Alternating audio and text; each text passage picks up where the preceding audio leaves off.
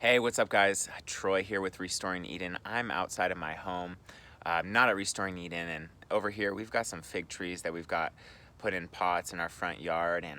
And we didn't water these plants very well this year, but we did manage to get just a few figs off of these different varieties, and we have one Vern's brown turkey fig ripening up here in October. So I've never had this variety, so I'm gonna give it a taste.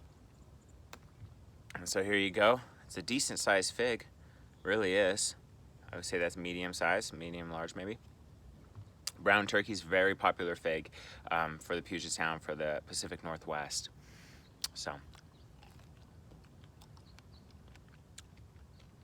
wow, wow, wow, wow. I was not expecting that. I thought it was going to be red on the inside. It's actually basically white, a white flesh. This is actually very nice, very good flavor. That's very sweet. This is a fantastic fig. This really is. Oh my gosh.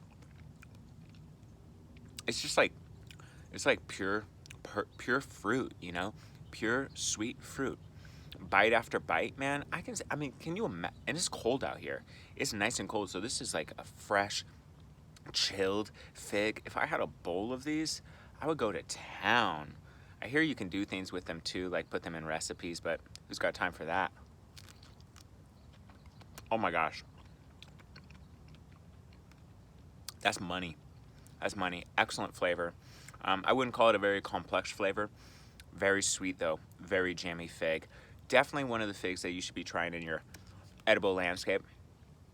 We always recommend that people, once you get into figs, you never really stop if you have the room for it. So we always recommend people to get the Desert King, super reliable in the Puget Sound. And then I always recommend maybe try a Negrone or Violet de Bordeaux, which is the same variety as the Negrone, just different name.